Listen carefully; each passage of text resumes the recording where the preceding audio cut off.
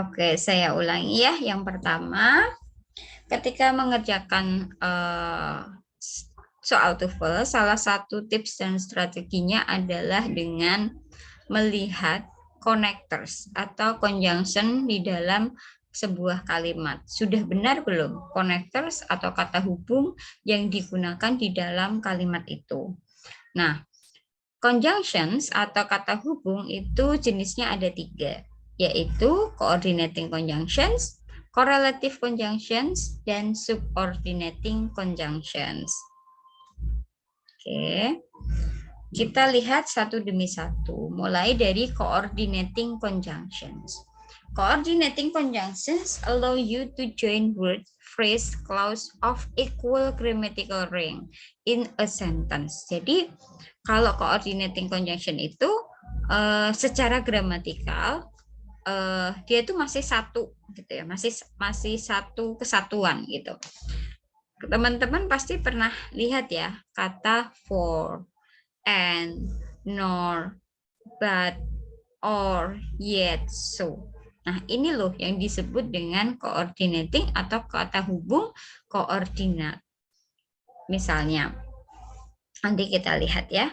Nah, tipsnya ketika kalian akan menemukan soal TOEFL yang seperti ini, teman-teman harus yakin bahwa there are subject and verb after coordinate connectors. Jadi nanti harus ada subjek dan predikat di dalam sebuah kalimat yang menggunakan kata hubung for, and, nor, but, bla bla bla. Oke. Coba kira-kira teman-teman ini jawabannya apa?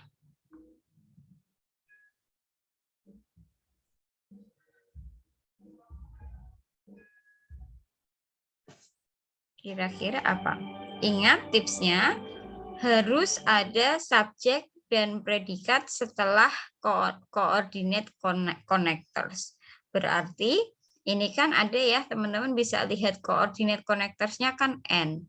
Nah, kalau setelah N diminta ada subjek dan predikat atau kata kerja, berarti dari pilihan A, B, C, D ini kira-kira apa? Mana yang paling benar?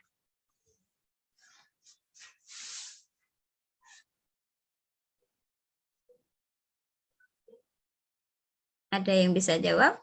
Morika, Nini, Ajeng?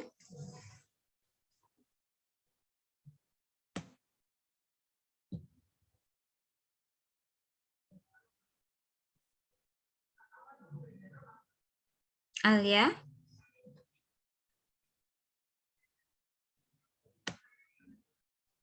Oke, lanjut ya. Gampang dong, kan harus ada subjek dan verb atau kata kerja. Mana yang ada subjeknya? Ya kan, ini nih, it. Ya kan? Kata kerjanya yang mana? Can be used. Ini kan kata kerja. Sehingga jawaban ini yang paling tepat adalah D. It can be used. Oke, ini nanti teman-teman bisa baca ya penjelasannya. Nah, yang kedua disebut dengan correlative conjunctions. Ini beda nih dengan kata hubung yang pertama tadi. Correlative conjunction itu selalu in pairs atau selalu sama-sama, ya, selalu nggak bisa dipisah. Misalnya ada kata both itu pasti diikuti dengan and. Ada either diikuti dengan or. Neither nor, not only but also. Ini selalu dua-duaan, nggak boleh dipisah atau diganti dengan yang lain. Mereka sudah satu pasang. Oke. Coba ini ya. Di sini ada satu kalimat.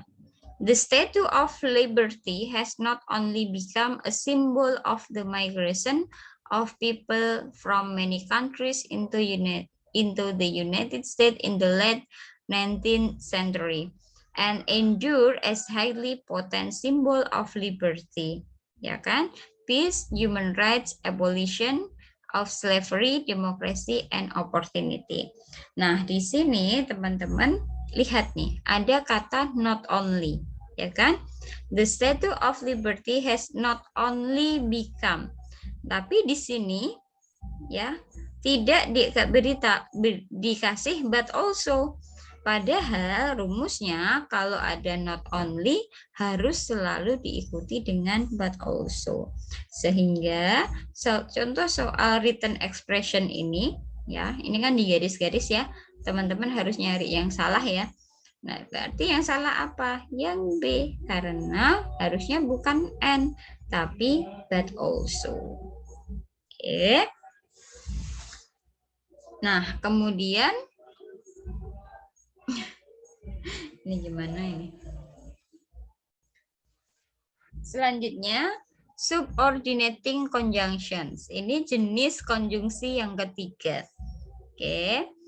Ini dia lebih rumit gitu. Digunakannya bukan lagi pada kalimat yang setara seperti yang pertama tadi, tetapi kalimat yang lebih rumit. Artinya dia bisa menggabungkan dua kalimat menjadi satu ya, yang kita sebut ada induk kalimat sama anak kalimat kalau dalam bahasa Indonesia. Nah, jenis subordinating conjunction ini juga bisa menunjukkan signal of cause and effect relationship. Ya, cause and effect itu apa sih? Sebab akibat atau a contrast, berlawanan, or some other kind of relationship between the clauses.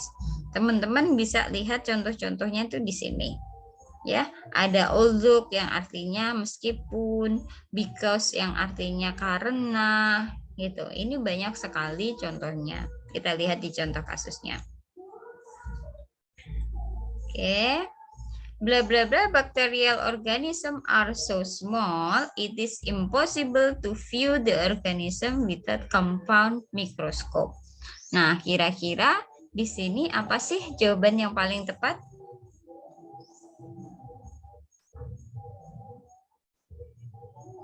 Bla bla bla titik-titik, organisme bakteri itu sangat kecil, tapi tidak mungkin untuk melihatnya tanpa menggunakan mikroskop. Berarti kira-kira yang di depan sini apa?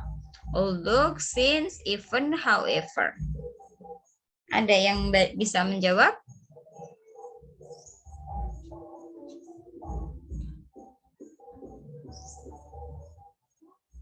Apa? Jawabannya adalah since. Oke. Kalau since itu karena. Although itu meskipun, ya kan? Jawabannya since, benar ya? Since, bukan sign. Oke, since artinya karena bakteri organisme itu sangat kecil, jadi nggak mungkin bisa kita melihat bakteri itu tanpa menggunakan mikroskop. Good, jawabannya adalah B, since. Oke, itu dulu ya yang untuk ini, yang ini tidak usah, yang bawah. Kita move ke satu lagi.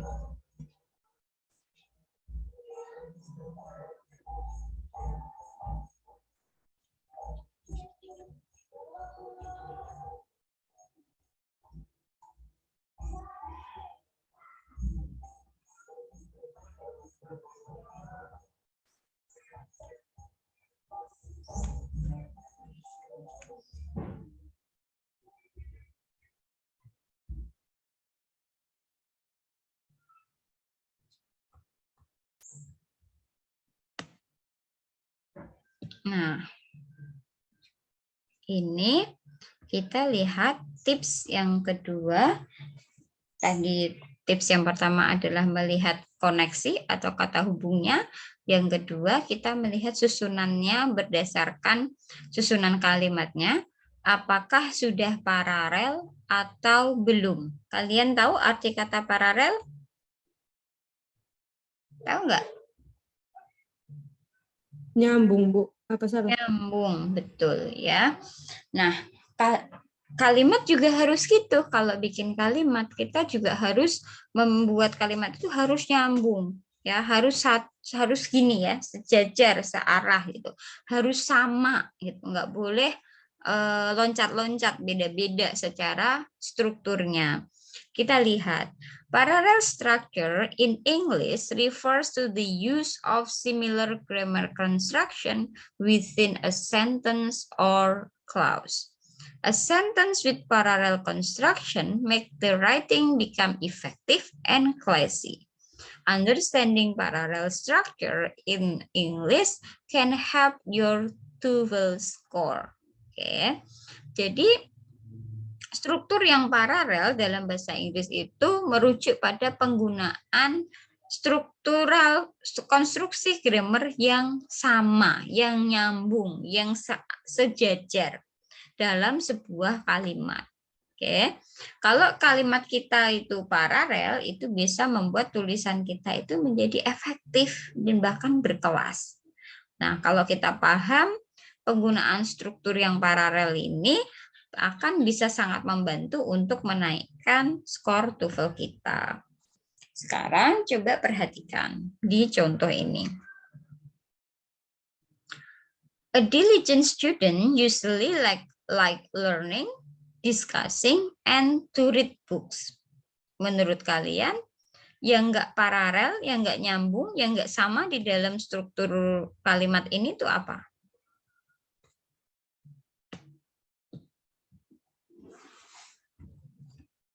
Apa?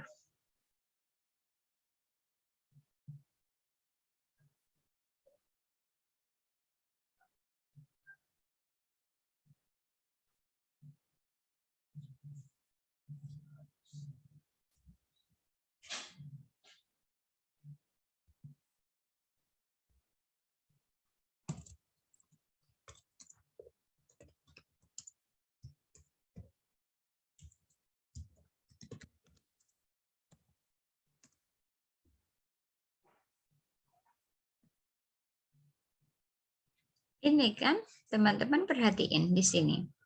A diligent student usually like learning, discussing, and to read. Ini kan learning kan verb ing, learning, discussing, and then tiba-tiba ini ada to read. Nah, ini kan janggal. Kayak seperti ini dalam susunan bahasa Inggris tidak boleh. Ya, karena ini penggunaannya verb ing, verb ing. Harusnya di sini juga apa? Verb ing. Reading. Verb ing juga. Iya, betul. Harusnya ini reading, ya. A diligent student usually like learning, discussing, and reading books. Jangan dicampur-campur. Nanti jadinya tidak paralel. Oke. Bagaimana dengan ini? For dinner, we like rice and to fry fish. Yang tidak paralel yang mana susunannya? Fry fish. Fry fish dengan mana?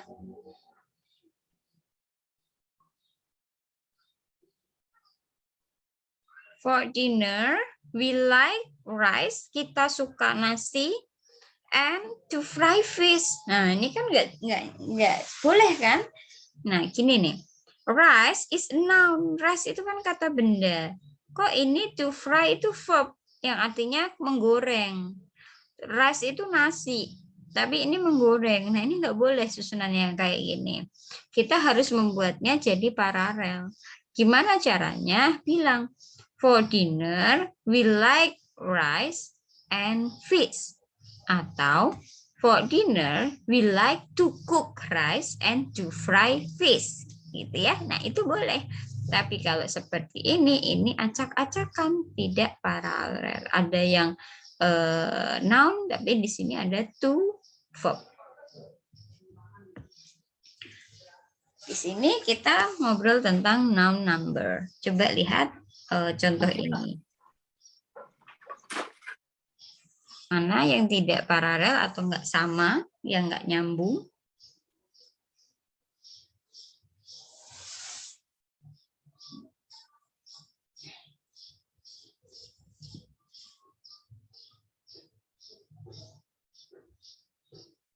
Mana?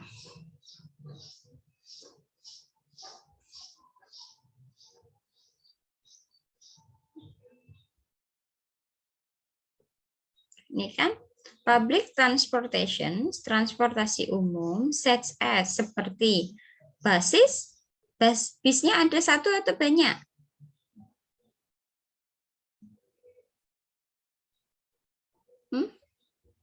Kalau ini bisnya ada banyak, more than one, ya kan? Basis, trains-nya juga ada banyak, and di sini plan-nya ada berapa plan-nya? Satu. Ada satu.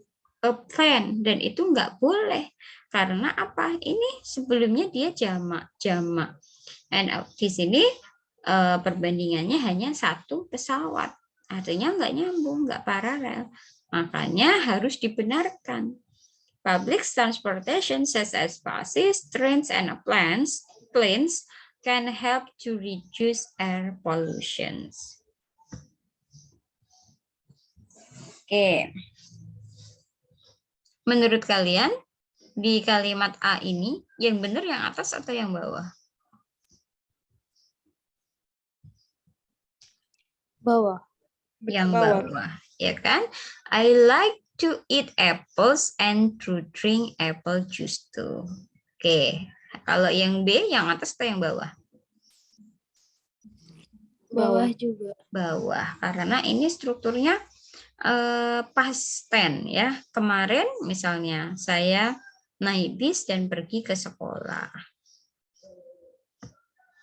Kalau ini kira-kira jawabnya apa? Walking. Walking, good. Karena harus paralel dengan sebelumnya, running and hiking. Kalau ini?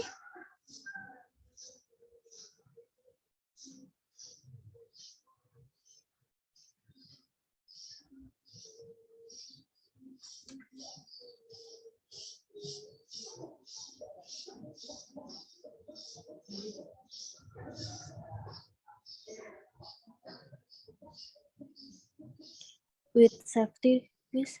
With safety, ada yang lain? Ada yang lain nggak jawabannya, pilihannya? Ayo, paralel, harus lihat sebelumnya. A ya. Ayo, yang jeli lagi yang sebelumnya. Struktur paralel harus lihat struktur sebelumnya yang mendahului. Safely. Safely dong. Karena apa? Ini sebelumnya accurately. Ya. Kalau ada li di belakang itu menunjukkan dia itu keterangan cara. Accurately berarti secara akurat. Safely berarti secara aman. Nah, mungkin kalau lihat artinya ini sama nih, in a safe manner juga secara aman. Tapi nggak boleh di dalam bahasa Inggris pakai susunan ini. Tidak umum bahasanya. Kalian cukup bilang safely aja. How about this one?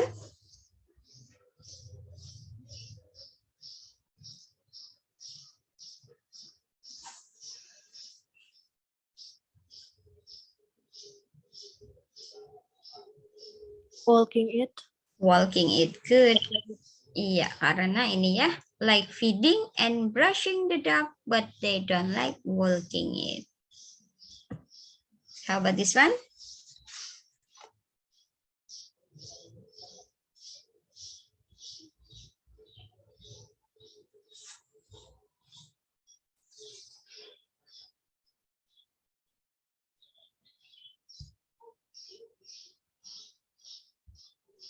B ya. Are you sure? Coba dipikir lagi, kurang tepat. Paralel harus sama dengan yang sebelumnya.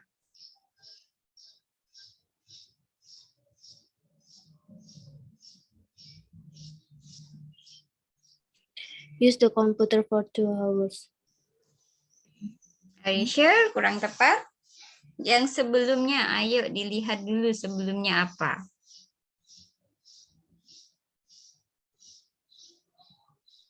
Komputer itu yang A, Miss. Iya, betul. Computers to use, right? Because it is parallel with books to read. Jadinya computers to use. Oke, ini agak panjang. Coba dibaca dulu.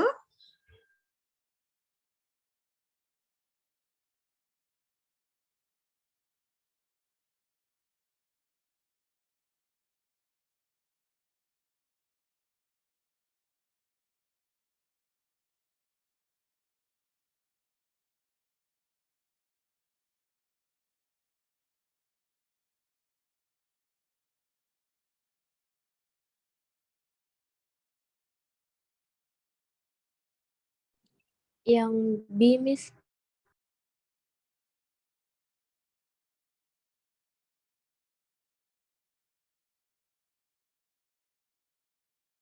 Oh, sorry, ternyata saya mute. Kenapa B? Dia paralel dengan mana? Studying and comparing. Very good. It is unknown whether glacial activity is due to human impact or natural causes, but by studying glacier movement and comparing climate and agricultural profiles over hundreds of years, glaciologists can begin to understand environmental issues such as global warming. Very good.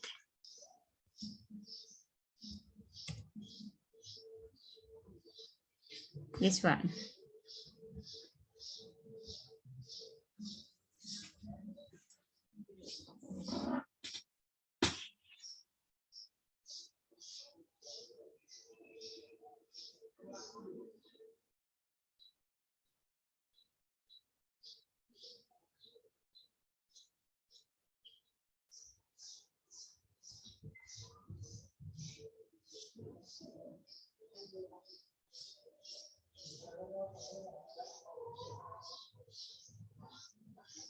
Yang D, Miss.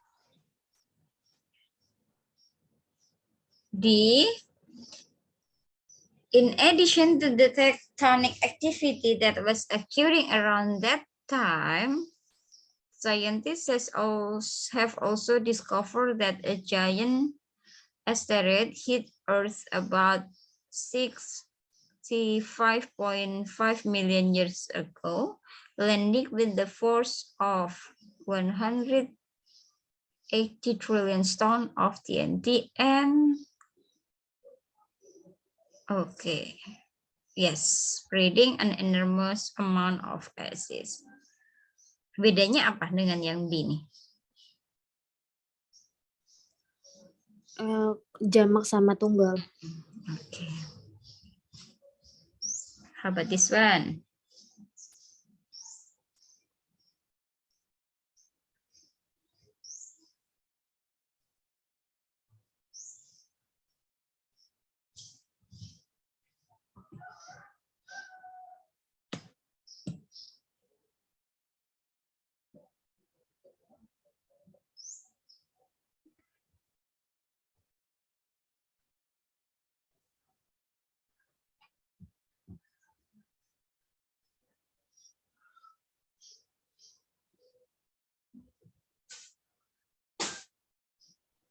Yang B. Kenapa?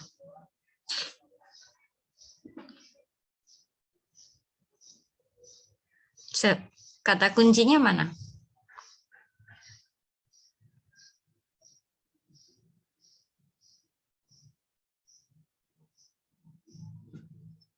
Keywordnya adalah ini kan search. Search ini kan ya? Iya, ini verb 1. Search for energy sources and berarti kita cari yang verb 1. Seek internet routes. Very good. Oke, nah berarti kalau yang kayak gini, ini berarti soal tipe A, part A ya. Teman-teman diminta untuk mengisi yang kosong, yang ada titik-titiknya. Ini disebut dengan soal, what is it? Structure. Nah, kita coba next. Nah, ini kalau ada yang garis-garis ini, tadi sudah saya jelaskan, berarti ini tipe written expression. Yang kalian harus lakukan adalah menemukan yang salah. Ya, yang tidak tepat, yang tidak paralel di sini yang mana?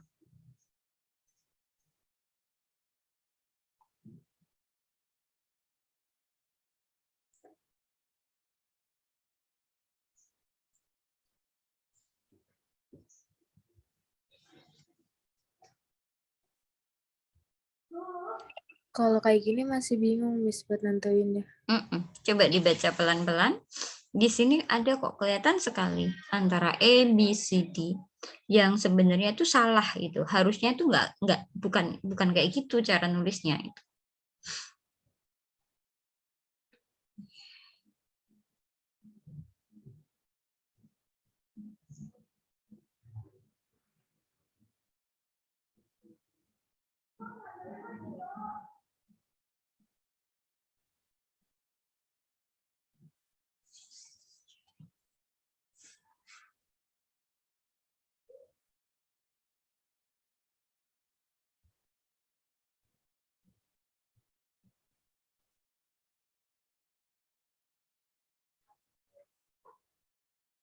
Kelihatan nggak?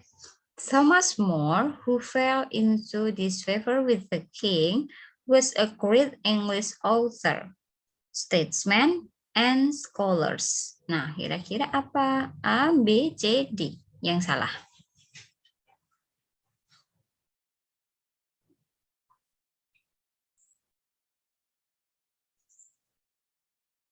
Kalau ngerjain soal TOEFL, teman-teman, di soal tipe ini ya, kalian tuh tidak harus tahu arti kalimat kata demi kata di dalam soalnya. Tidak harus. As long as you know how to do that, itu jauh lebih baik. Tahu cara ngerjainnya, itu jauh lebih baik daripada kalian tahu artinya, tapi nggak tahu cara ngerjainnya itu seperti apa. Ya, kayak nggak ngerti ini ternyata masalah paralelisme, nggak ngerti ini ternyata masalah kata hubung gitu loh. Itu jauh lebih susah gitu dibanding kalian cuma tahu apa arti kata per kata. Oke, coba ya. Thomas More, who fell into disfavor with the king. Ya, ini berarti ngomong tentang siapa sih? Ngomong tentang Thomas. Nah, tentang Thomas kan? Thomas More ini semua tentang Thomas. Was a great English author. Dia adalah seorang penulis Inggris yang hebat. Statesman, dia juga seorang negarawan. Dan juga dia seorang akademisi. Oke, antara B, C, dan D yang nggak benar yang mana berarti?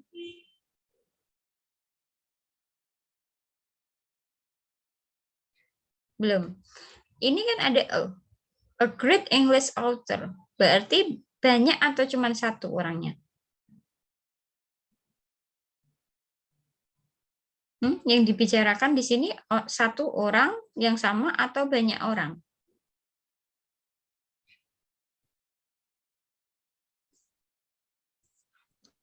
Banyak orang.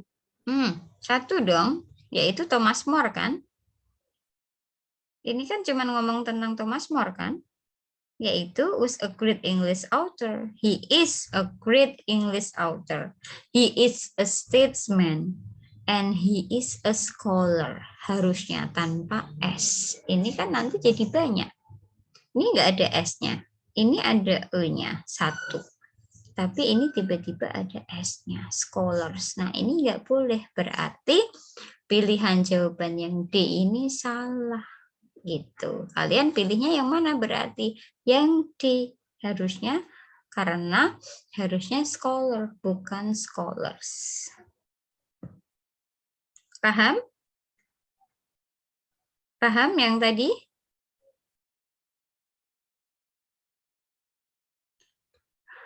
Oke, satu lagi ya. Ini coba.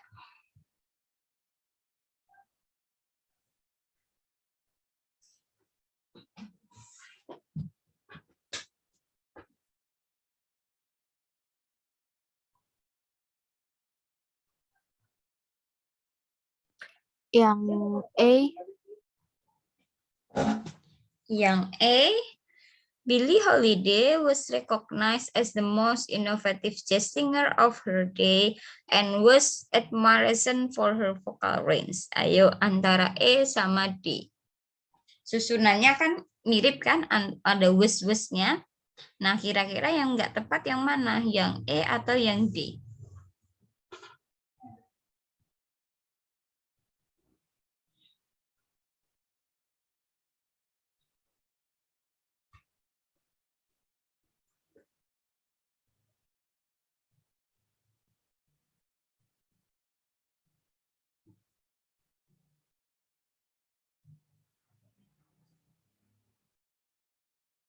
Yang